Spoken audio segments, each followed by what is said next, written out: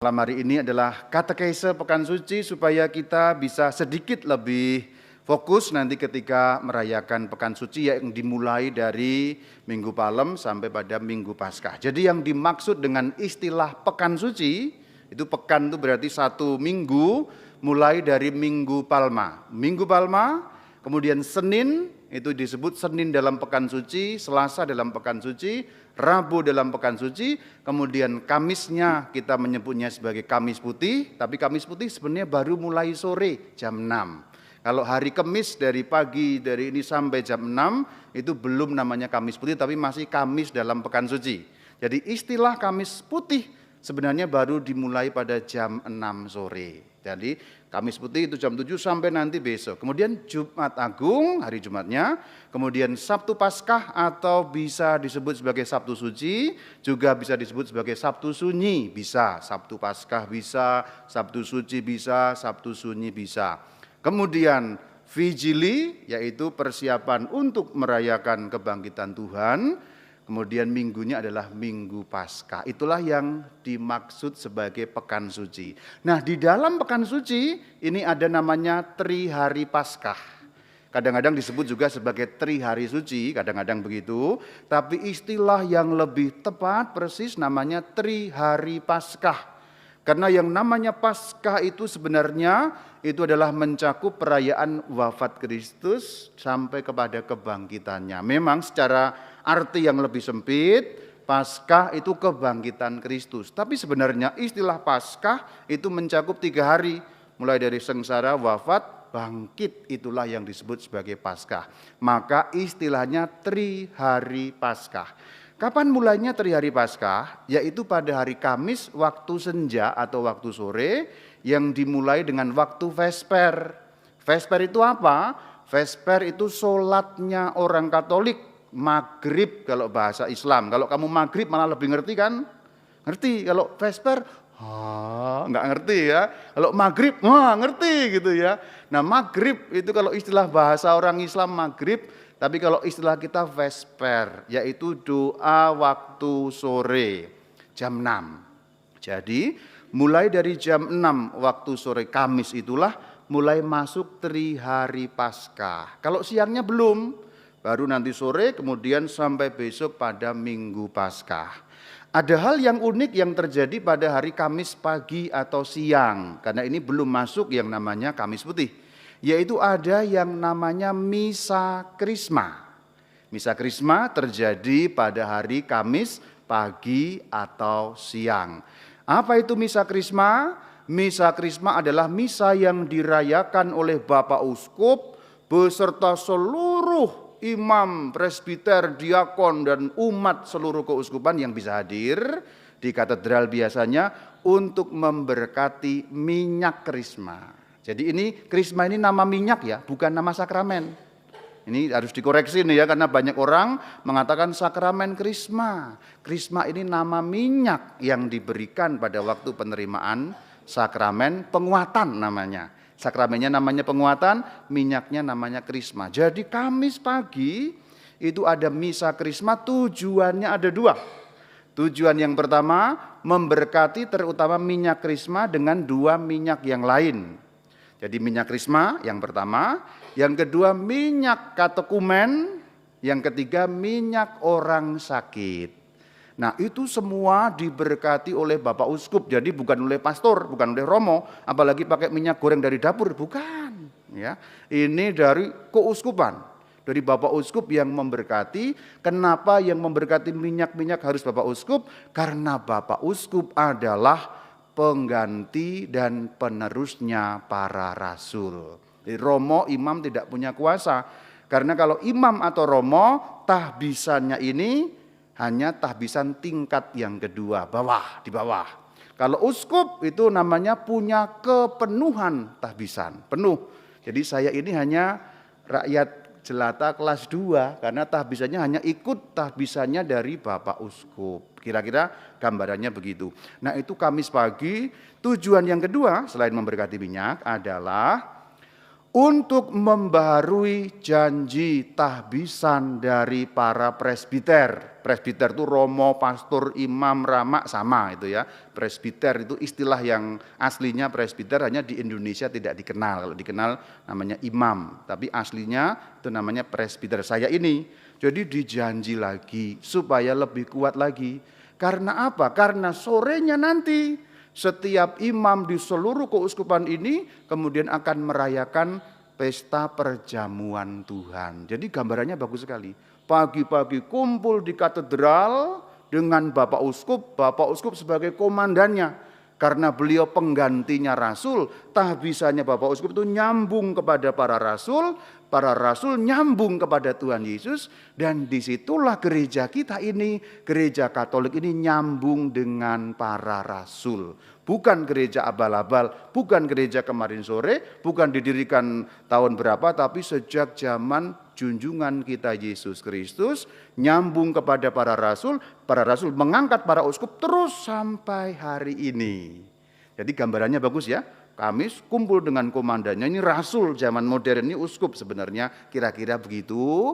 Lalu dikumpulkan bersama dengan seluruh keuskupan di katedral, lalu diberi bekal minyak-minyak. Setiap romo, pastor atau setiap paroki sebenarnya akan diberi 3 minyak, yang 3 minyak itu akan dipakai untuk setahun ke depan, yaitu melayani. Kalau tadi itu pertama minyak krisma berarti untuk melayani sakramen penguatan, minyak katekumen untuk melayani ya pembaptisan, kemudian minyak orang sakit untuk melayani tentu saja pengurapan orang sakit. Supaya apa? Bukan supaya mati ya. Karena biasanya orang-orang dikira supaya mati, supaya dikuatkan, entah nanti kemudian meninggalnya damai dalam Tuhan. Karena orang meninggal itu kadang-kadang gelisah.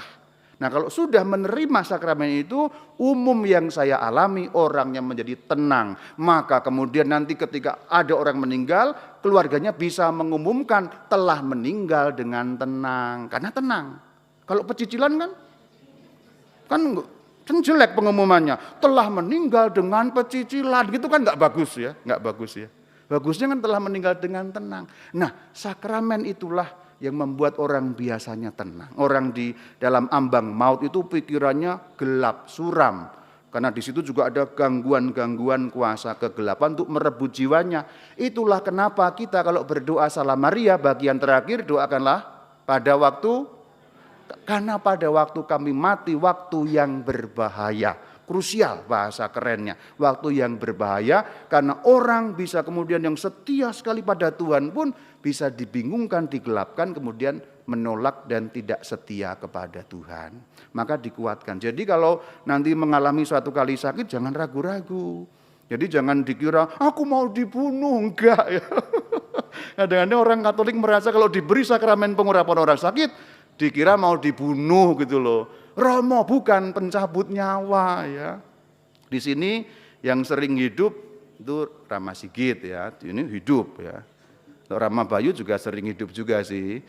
Ya, jadi saya juga beri sakramen sering hidup, tapi hidupnya ada yang hidup di dunia ini, ada yang hidup kekal gitu, mati. Itu terserah Tuhan ya, bagaimana itu terserah Tuhan, tidak ada ketentuan manusia. Kita menguatkan yang paling penting, intinya itu, sehingga orang yang menjadi kuat. Nah itu tadi Kamis, kemudian nyambung Kamis itu romo-romo pulang, lalu merayakan perjamuan Tuhan. Kita sekarang mundur dulu ke Minggu Palem. Minggu Palem kejadian aslinya 2000 tahun yang lalu terjadi memang pada hari Minggu.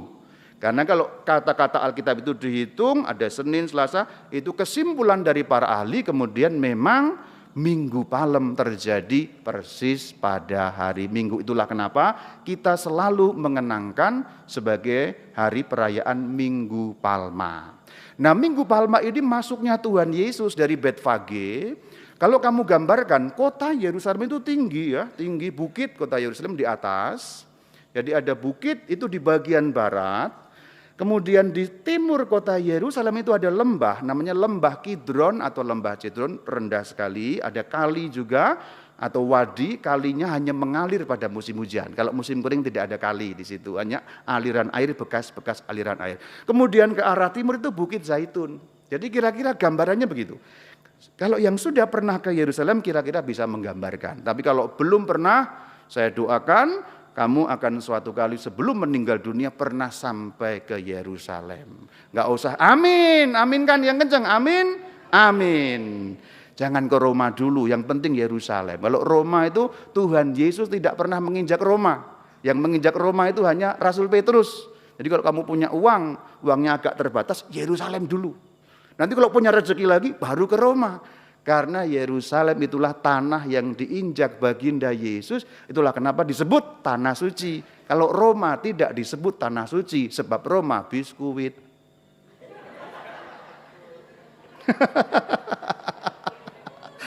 Udah serius-serius katanya ya. Tapi ini benar, memang Roma tidak disebut tanah suci. Karena memang Tuhan Yesus tidak pernah sampai ke Roma. Hanya di sekitar Yerusalem, Galilea itu. Maka kalau punya uang anggaran terbatas dan pengen ziarah, aku usulkan pertama-tama jangan ke Roma. Yerusalem, tanah suci. Kalau nanti Tuhan izinkan kembali, baru kemudian ke Roma. Nah kembali ke tadi itu, gambarannya itu di sebelah barat itu adalah kota Yerusalem, itu bukit namanya Bukit Sion. Maka seringkali kan kamu dengar ya, Sion, Putri Sion. Putri Sion maksudnya putri-putri Yerusalem. Karena Yerusalem nama kota yang ada di situ, itu kota tua sekali, dari zaman Kanaan sudah ada, lalu dipakai sebagai pusat kerajaan oleh Raja Daud, sekarang kotanya masih ada. Jadi kota ini lama sekali, tua sekali. Subang nggak ada apa-apanya, Subang itu dulu masih hutan belantara. Yerusalem zaman 2000 tahun yang lalu sudah kota, sampai hari ini masih kota. Gimana membayangkannya? Datanglah ke sana dan kiranya yang ada di sini akan sampai ke Yerusalem. Amin. Amin, amin, amin, amin. Puji Tuhan. Haleluya. Belum saatnya ya, belum saatnya. Haleluya. Nah kembali tadi itu Bukit Sion di barat. Itu naik, nanti kalau dari timur naik, tapi itu ada lembah kemudian dari atas. Jadi kalau dari timur, itu Bukit Zaitun dulu, terus turun ke lembah Kidron, baru naik lagi ke Yerusalem. Nah baginda Yesus dari arah timur, memasuki kota Yerusalem melalui pintu gerbang timur. Pintu gerbang timur itu pada zaman-zaman kemudian disebut sebagai pintu gerbang emas. Tapi sekarang karena dulu peperangan namanya perang salib, kok kita tidak bahas mengenai itu. Kemudian akhirnya pintu sebelah timur yang dulunya ada, kemudian sekarang sudah tidak ada, ditutup. Bentuk lengkungannya atau pintunya masih ada. Masih kalau kamu sampai sana sampai sekarang masih ada lengkungannya, tapi ditutup dengan batu sehingga pintu timur sudah tidak ada lagi. Jadi kalau orang-orang sekarang perarakan Minggu Palem tidak bisa masuk ke pintu timur, apalagi di depannya, di depan gerbang yang namanya gerbang emas tadi sudah dibuat kuburan, yaitu kuburan orang-orang Yahudi. Karena mereka orang-orang Yahudi itu kuburan terbaik adalah berada di tanah suci seputar kota Yerusalem. Itu kalau kepercayaannya orang Yahudi. Kalau kepercayaannya orang Subang, kuburan terbaik Poncol atau Kerkov ya. Kalau kita udah dua itu terbaik lah gitu ya. Nah jadi perarakan Tuhan Yesus itu dari timur ke arah barat. Pertanyaannya adalah kenapa kok diarak? Kenapa kok ada pasukan atau orang-orang yang kemudian membawa palem, dikatakan menghamparkan itu di tanah? Karena orang-orang itu ingin mengangkat Yesus Kristus sebagai raja. Dan ini raja benar-benar loh ya. Raja betul-betul bukan raja rohani. Bukan seperti kita mengatakan Yesus rajaku. Ini kan maknanya rohani kalau kita. Tapi orang-orang Yerusalem dulu betul-betul ingin mengangkat Yesus menjadi raja karena kalau pakai bahasa politik, massa yang mengikuti Yesus pada waktu itu sudah banyak sekali. Dan memang orang Yerusalem, orang Israel merindukan adanya kembali kerajaan namanya kerajaan Daud.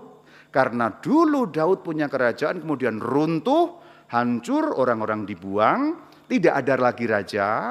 Karena kemudian Yerusalem pada waktu itu dijajah oleh pemerintahan Romawi yang waktu itu masih pagan, masih orang kafir, masih menyembah dewa-dewi sehingga tidak ada raja. Orang-orang Yerusalem waktu itu zaman Tuhan Yesus berpikir ini dia syarat-syarat terpenuhi. Syarat pertama harus keturunan Daud.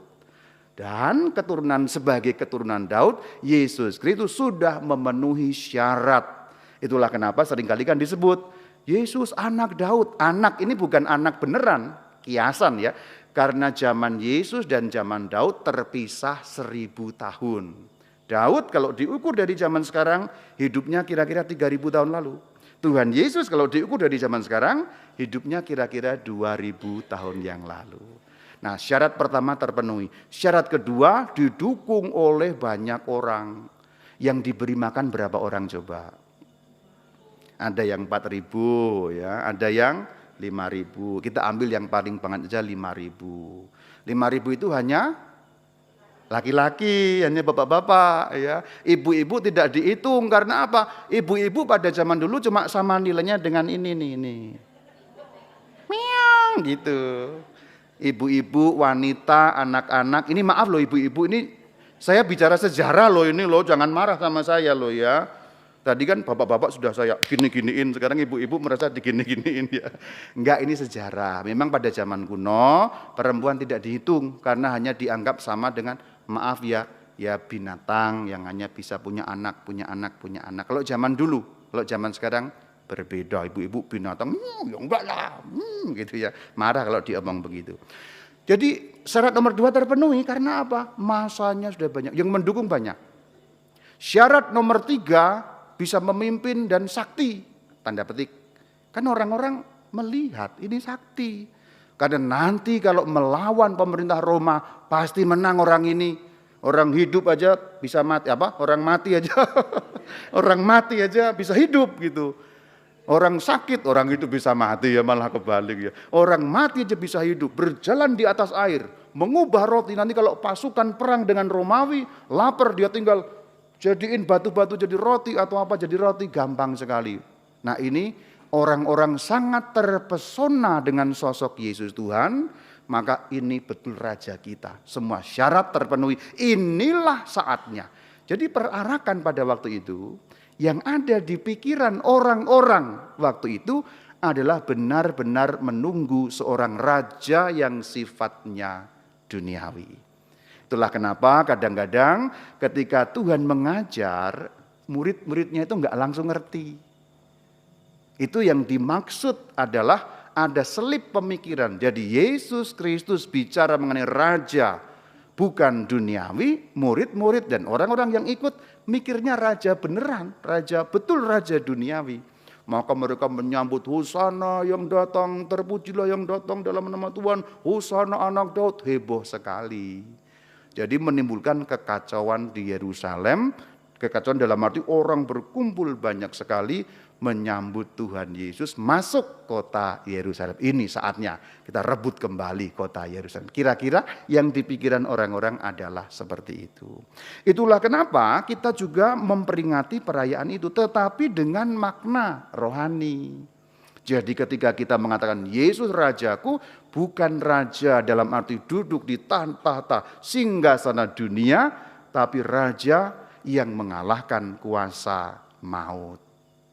Coba bayangkan, raja-raja itu kan hebat sekali pada masa kuno. Menaklukkan kerajaan-kerajaan, mengalahkan raja yang lain, mencaplok kerajaan yang lain. Tetapi kalau raja-raja itu ketemu dengan musuh yang namanya maut, ada yang menang enggak? Modar semua.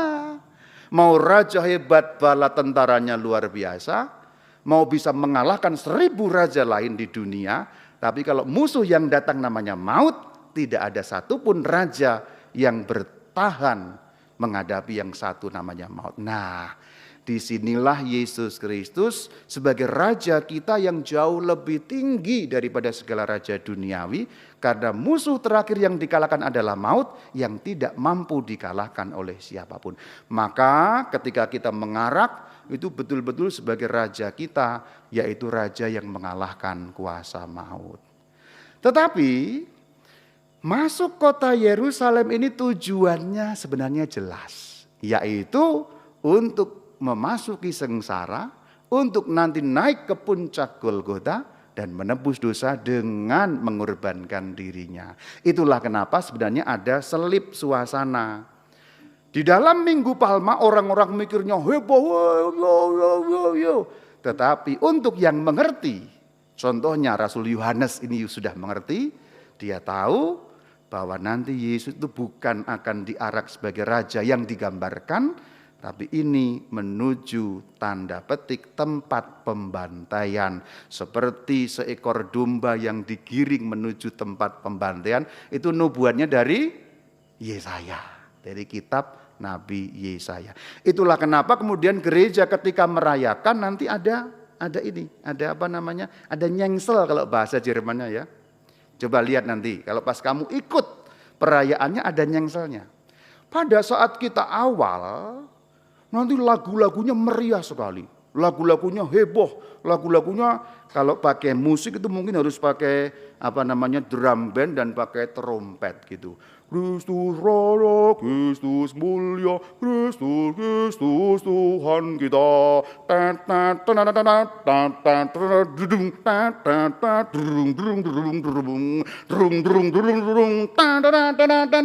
Kira-kira begitu. Atau lagu yang nanti akan dinyanyikan, Cing kamu seneng denger tat ya Cing ya. Atau nanti lagu yang akan dinyanyikan oleh kelompok kor, kamu nyanyi apa nanti? Yang prorokan itu. Ah itu kan, nyanyi dong ya, dibantu. Yerusalem, Yerusalem, teng teng teng ta ta ta ta ta ta ta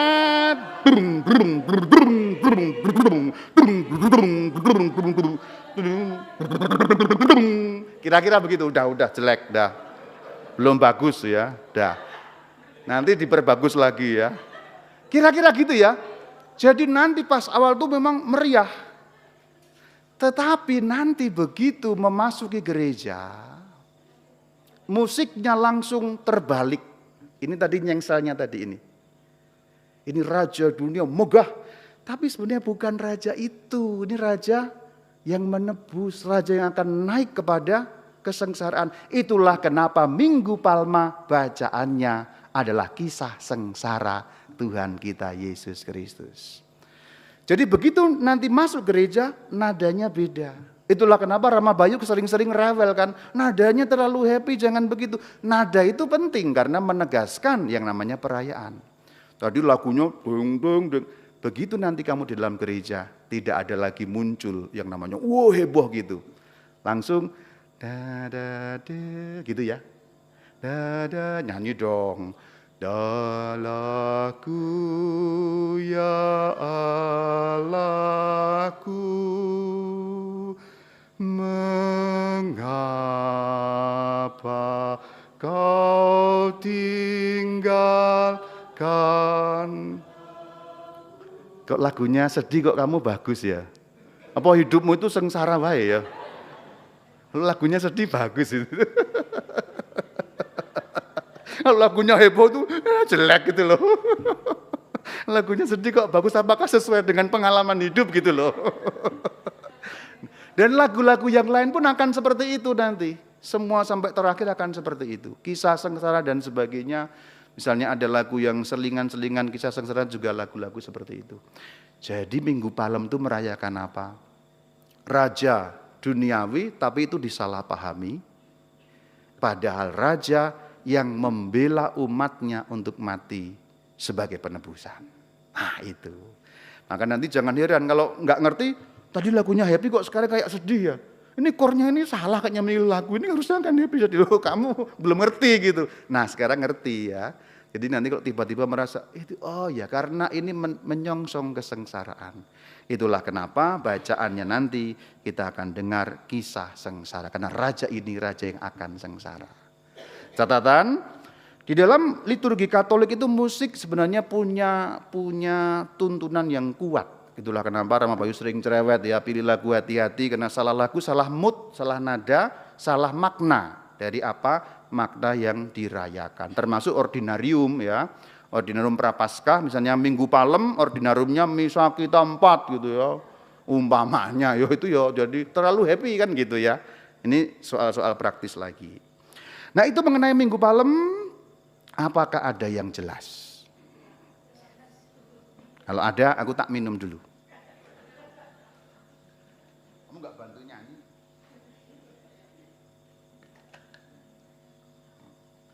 Sekarang kemudian masuk ke Kamis Putih ya. Masih ngantuk atau enggak? Ngantuk ya? Enggak apa-apa. Kalaupun kamu ngantuk, suaraku akan menembus dalam mimpimu. Ya tiba-tiba kamu nanti malam mimpi Romo Bayu. Jelek banget. Kamis Putih mulai sore ya. Kamis Putih mulai sore petang jam 6 itu. Perayaan Kamis Putih inilah perayaan yang mengenang atau mengingat kembali sabda baginda Yesus sebagai wasiat. Ini wasiat. Lakukanlah ini untuk mengenangkan daku. Nah itu diperintahkan. Itulah kenapa gereja Katolik punya perayaan itu dan setiap minggu bahkan setiap hari merayakannya karena setia kepada Yesus Kristus Tuhan. Kita punya misa atau istilahnya ekaristi sama, perjamuan suci itu sama. Karena mengikuti firman-Nya Tuhan Yesus. Dulu terjadinya memang hari Kamis aslinya, maka diperingati persis pada hari Kamis. Nah pada malam itu sebenarnya Sang Kristus mengadakan perjamuan seperti orang Yahudi perjamuan untuk Paskahan. Tetapi ada kemudian yang berbeda. Kalau orang Yahudi Paskahan itu mereka mengambil roti, kemudian minum anggur, kemudian makan sayuran pahit, dan lain sebagainya, itu tidak ada kata-kata seperti yang diucapkan oleh Yesus Kristus. Tetapi beliau kemudian mengucapkan kata-kata ketika mengambil roti, memecah-mecahkan, memberikannya kepada murid-muridnya, kemudian mengatakan inilah tubuhku. Itulah kenapa gereja Katolik setiap kali merayakan Ekaristi tidak menganggap bahwa itu roti, tapi itu tubuh Kristus. Karena memang ayat kitab suci mengatakan mengambil roti, yang diambil roti bentuknya tetap roti, tapi beliau mengatakan inilah tubuhku. Beliau tidak mengatakan inilah roti yang melambangkan tubuhku. Ya perhatikan ya, beliau tidak mengatakan inilah roti yang melambangkan tubuhku, tapi beliau mengatakan inilah tubuhku meskipun bentuknya roti.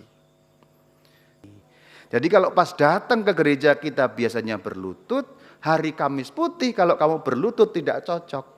Karena tidak ada tubuh Kristus yang ditahtakan di sana. Meskipun ada banyak orang kemudian ya karena sudah biasa berlutut, pokoknya tiba-tiba berlutut aja.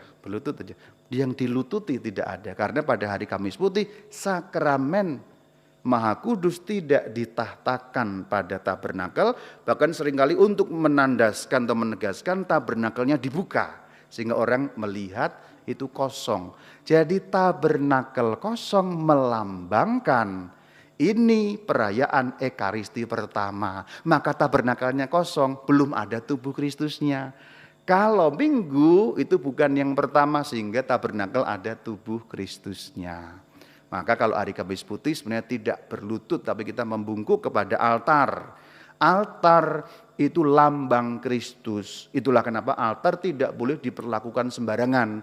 Umpamanya orang mau naik, mau pasang ini nggak boleh naik kepada altar. Di sini itu kualat namanya, kurang ajar ya. Ya, meskipun ini dekat ya, pakai altar aja kemudian naik, nggak boleh karena ini lambang Kristus. Kristus sebagai imam, altar dan kurban. Maka imam kan mencium altar. Kalau pas masuk gitu loh. Pas masuk lagu pembuka, wahai saudara kan, kemudian Romo kan itu ciuman kan di situ. Itulah saat, kalau hari Minggu tuh saya seneng, kadang itulah saatnya saya ciuman gitu loh. Loh kalau kamu kan punya istri ya ciuman sama istrimu gitu kan.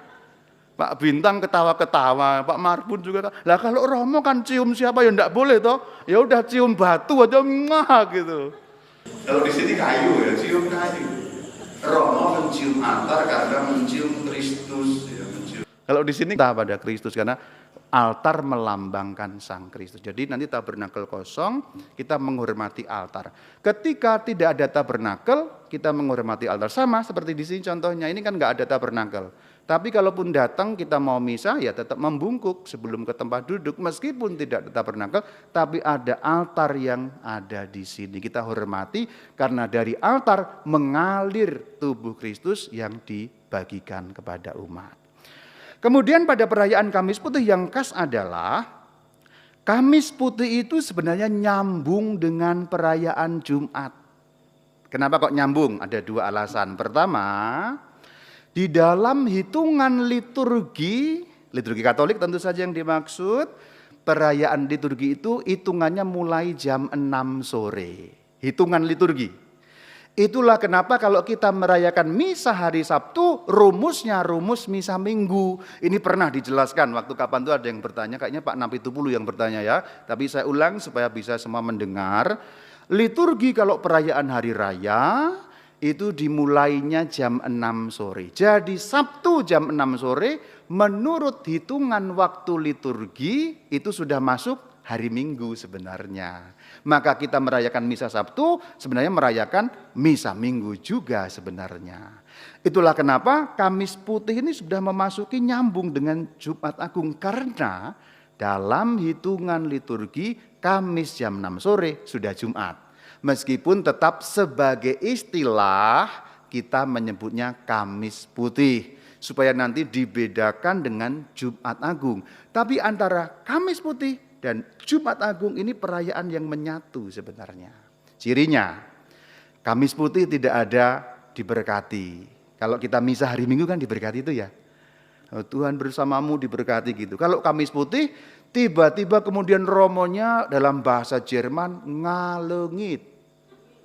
Hilang, udah tiba-tiba hilang aja gitu. Apalagi kalau kamu duduknya di belakang, nggak terlalu perhatikan gitu. Baru tunduk-tunduk agak ngantuk karena malam, terus tadi Rama Sigit kemana? Udah hitam kecil nggak kelihatan gitu. Direkam nanti ketahuan ya. Aduh. Ya Rama Bayu udah hitam nggak kelihatan.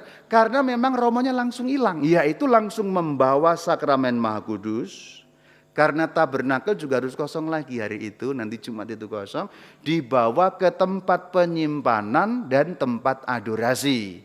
Nanti direncanakan di sini kalau di sini. Jadi nanti Romo akan keluar membawa sakramen Maha Kudus, tiba-tiba hilang dan tidak ada yang namanya berkat untuk menutup misa Kamis Putih karena nyambung pada Jumat.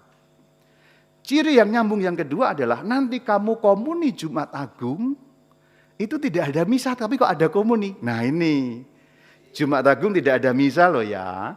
Jumat Agung adanya adalah ibadat Jumat Agung, yaitu ibadat untuk penyembahan salib dan juga ibadat untuk penerimaan komuni. Loh kok ada komuni? Tidak ada misa, kok ada komuni? Karena komuni yang didapat pada waktu Jumat Agung adalah komuni yang dikonsekrasikan pada hari Kamis Putih. Nah nyambung kan? Tidak ditutup terus nyambung, komuninya masih nyambung sehingga ini mau memberi kita pesan bahwa perjamuan suci atau perjamuan terakhir dalam perayaan hari Kamis Putih itu nyambung dengan peristiwa Yesus Kristus yang disalibkan di Kalvari. Jadi pada saat malam itu dirayakan dulu secara sakramental supaya umat bisa menyambut, murid-muridnya bisa menyambut. Tapi peristiwa aslinya baru besok yang terlaksana di puncak Golgota dengan Yesus yang wafat. Jadi malamnya dan paginya itu nyambung sampai pada siang atau sore jam 3 beliau wafat.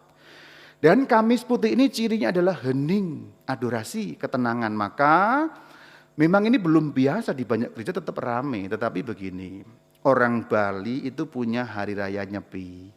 Sebenarnya kita ini juga punya hari raya Nyepi, meskipun tidak dinamai. Yaitu Kamis Putih itu sampai nanti perayaan Jumat Agung.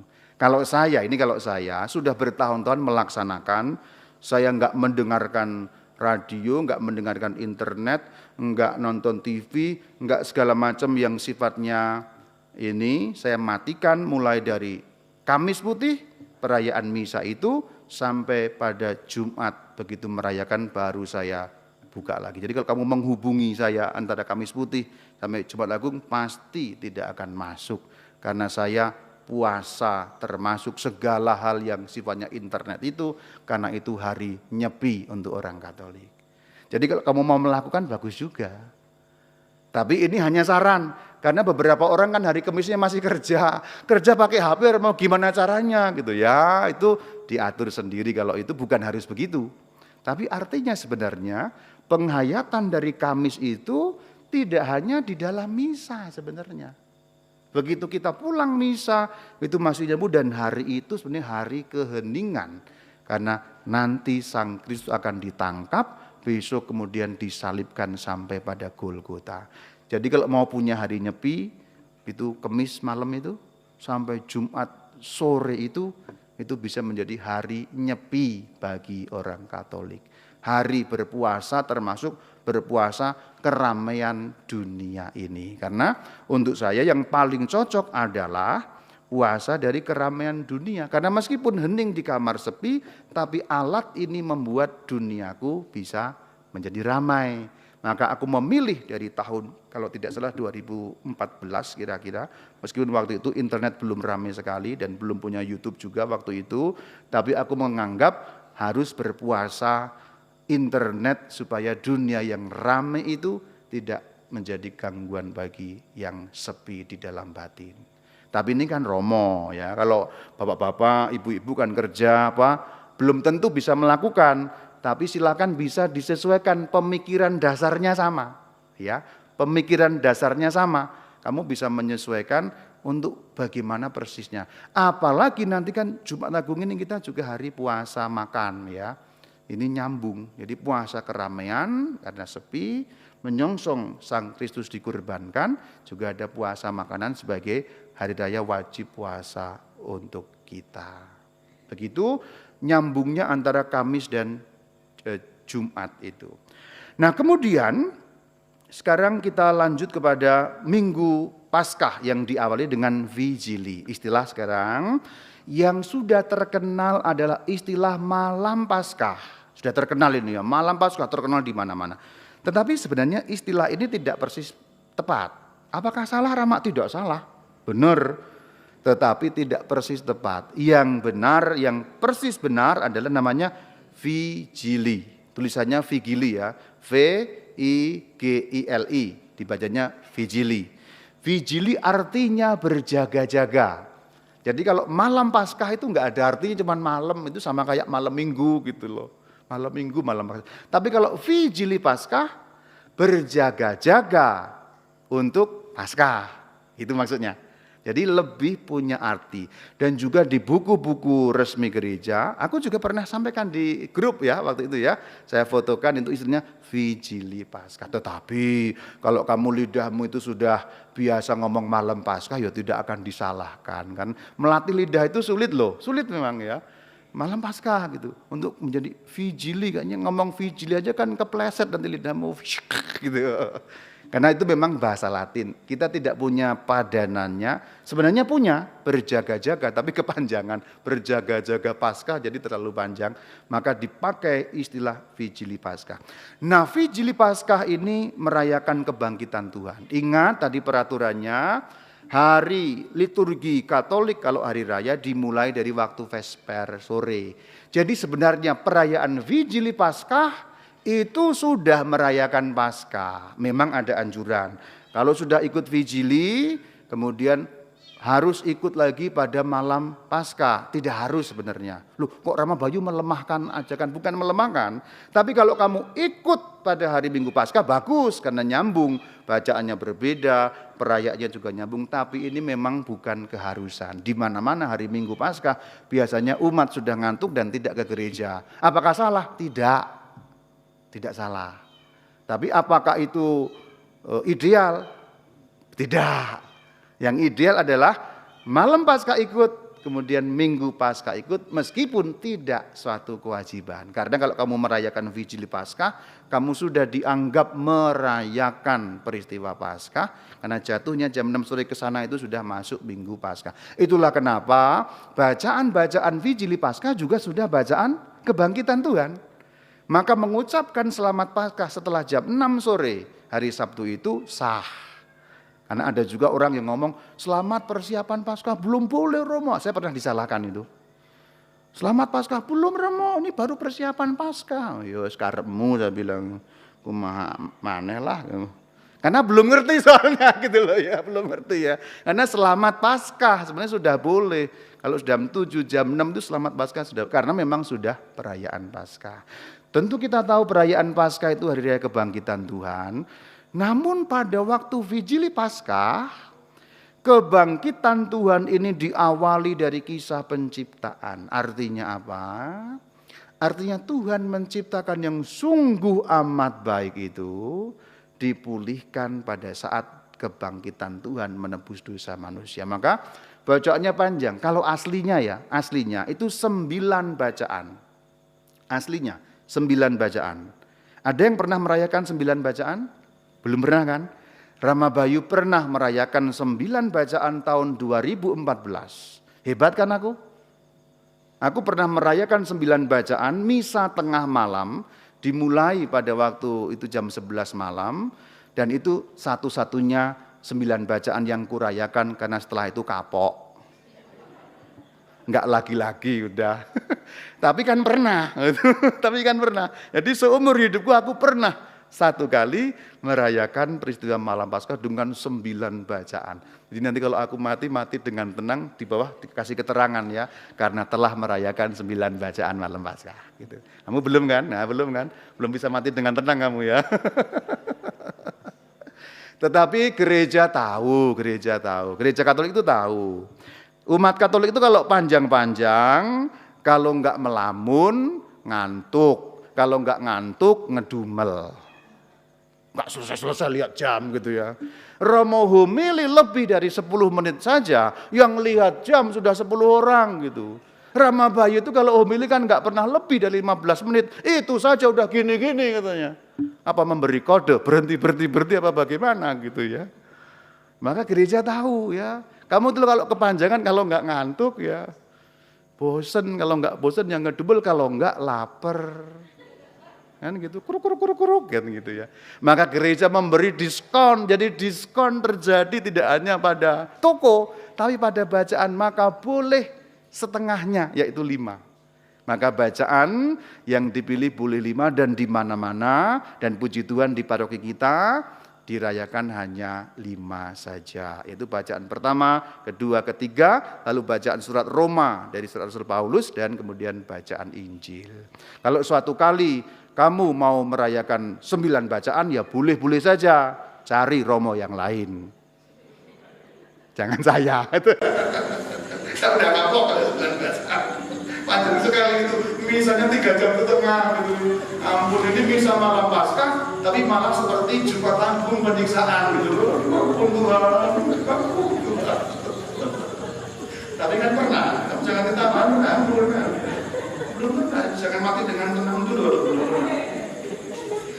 Nah, Vigili itu menceritakan Yesus yang sudah bangkit. Nanti pada Vigili ciri khasnya adalah penyalaan lilin, yaitu lilin baptis, yaitu janji baptis. Janji baptis diawali dengan penolakan kepada setan, kemudian syahadat yang diucapkan sebagai tanya jawab. Maka malam Paskah ada lilin, salah satu gunanya selain untuk menyambut pada waktu awal yaitu cahaya Kristus, juga untuk pas bagian di tengah setelah ini nanti ada yang namanya pembaharuan janji baptis.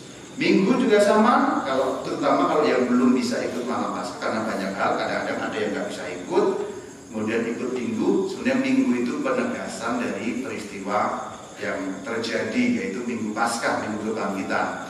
Nah, minggu lebih simpel perayaannya, minggu lebih simpel. Kalau malam yang Paskah atau Vigili itu lebih meriah, panjang lagu-lagunya juga. Kalau minggu itu lebih simpel seperti misa-misa minggu yang lain, atau sebenarnya terbalik. Misa-misa minggu yang lain itu sama dengan malam Paskah. Karena misa minggu Paskah, seperti Minggu Paskah. Karena misa Minggu Paskah itu jadi pola untuk misa Minggu. Jadi sebenarnya intinya misa Minggu Paskah dulu, kemudian misa minggu-minggu yang lain itu mencontek dari susunan Minggu Paskah. Itulah kenapa kalau kamu ikut misa Minggu kan sebenarnya susunannya sama dengan Minggu Paskah. Minggu Paskah itu simpel, hanya ada tambahan pada saat setelah homili, yaitu ada pembaharuan janji baptis. Dan yang khas adalah pemercikan air suci yang nanti pada umumnya akan dilanjutkan selama masa Prapaskah. Selama masa Prapaskah itu memang sebaiknya pada saat awal itu pemercikan air suci, sehingga tidak hanya minggu pertama, kalau kita kan biasanya minggu pertama ya di sini, tapi selama masa Paskah umumnya bagusnya ada pemercikan air suci sebagai lambang janji atau pembaruan janji baptis tadi. Kira-kira begitu dulu. Sekarang kita bisa menyambung kepada tanya jawab kalau ada yang mau ditanyakan. Tadi ini pengantar singkat sekali, paling tidak ada gambaran tentang bagaimana kita merayakannya. Sehingga silakan kalau mau ada tanya jawab, 15 menit atau setengah jam bisa dibuka. Silakan. Ya, silakan. Sebutkan nama dan lingkungan supaya nanti masuk YouTube. Selamat malam Rama. Saya Flora dari lingkungan Santo Ignatius. Pertanyaannya untuk di Kamis Putih. Di bacaan itu selalu diawali dengan istilah muncul Paskah. Kan ada yang yang saya ingat itu ada bacaan yang melakukan jamuan Paskah lalu mengoleskan darah anak domba ya di pintu-pintu. Nah, maksud saya penjelasannya itu sampai nyambung ke Kamis Putih dan Paskah itu mengapa bacaannya itu Romo. Ya, gitu. Ya, baik kita buka ya. Yang punya teks kita buka di teks Kamis Putih nomor 4 atau halaman 4 ya. Baik. Jadi ditanyakan kenapa bacaan pertama di Kamis Putih kok perintah Paskah Yahudi gitu ya. Kenapa bacaan ini tidak ditempatkan pada malam Paskah atau Vigili Paskah atau Minggu Paskah gitu ya. Baik, nyambungnya bagaimana? Nyambungnya adalah begini. Pada waktu orang Yahudi masih ditindas di Mesir, kemudian mereka dibebaskan oleh Tuhan dengan pimpinan Musa. Nah, waktu itu Fir'aun, ini membacanya Fir'aun ya. Jadi kalau ini untuk lektor ya, kalau membaca ini Fir'aun. Jadi jangan Firaun ya apalagi Firsha gitu ya salah. Fir'aun. Nah, Fir'aun itu tidak mau bahwa orang Israel keluar, mereka ditahan oleh Fir'aun. Jadi Tuhan memberi tulah sampai 10, tulah terakhir paling dahsyat yaitu matinya anak sulung Mesir baik manusia maupun hewan. Supaya orang Israel selamat harus mengikuti instruksi menyembelih domba, gini umurnya dan seterusnya saya nggak hafal, pokoknya ada di bacaan, lalu di pintu dioleskan darah. Jadi anak domba yang mati disembelih itu menyelamatkan orang Israel. Itu ya. Anak domba yang mati disembelih itu menyelamatkan orang Israel. Tanda darah di pintu. Ini merupakan nubuat. Nubuat apa? Nubuat tentang Yesus Kristus yang diberi julukan anak domba Allah. Matinya anak domba itu menyelamatkan orang Israel. Matinya anak domba Allah yaitu Yesus yang memberikan dirinya itu menyelamatkan umat manusia. Jadi nubuat itu terkena kepada Yesus. Maka dibacakan pada hari Kamis Putih untuk menegaskan bahwa peristiwa Kamis Putih itu pemberian diri. Jadi pemberian diri. Itulah kenapa dikatakan inilah tubuhku yang diserahkan bagimu. Inilah piala darahku yang ditumpahkan. Jadi nyambungnya ke sana. Nubuatnya dibacakan supaya umat paham, oh anak domba yang disembelih di Mesir itu merupakan nubuat yang digenapi ketika Yesus Kristus Tuhan mengatakan inilah tubuhku yang diserahkan bagimu, dan juga ketika beliau mengatakan inilah piala darahku yang ditumpahkan bagimu. Mari lihat bacaan keduanya ya. Kalau bacaan kedua halaman 6 kalau yang sudah punya teks ya. Dikatakan bahwa pada malam Yesus diserahkan, kemudian mengatakan inilah tubuhku, inilah cawan perjanjian baru yang dimeteraikan dalam darahku. Nah itu, ini nubuat yang digenapi, pertama-tama digenapi melalui perjamuan terakhir, yang kemudian nanti full ada di kurban Jumat Agung. Jadi perjamuan terakhir itu sebenarnya penyerahan diri. Nah, Jumat Agung penggenapannya itu. Jadi diri yang diserahkan itu benar-benar penyerahannya pada saat Jumat Agung. Maka tadi Romo mengatakan Kamis Putih dan Jumat Agung ini nyambung sebenarnya. Gitu ya, semoga nanti malam bisa tidur karena sudah ada penjelasan ya. Lagi silakan. Enggak ada, baik kalau tidak ada kita kiri, semoga nanti tidak ada banyak kebingungan pada saat merayakan Pekan Suci, terutama pada hari Paskah. Kita menutup dengan berdoa supaya Tuhan memberkati perjalanan kita.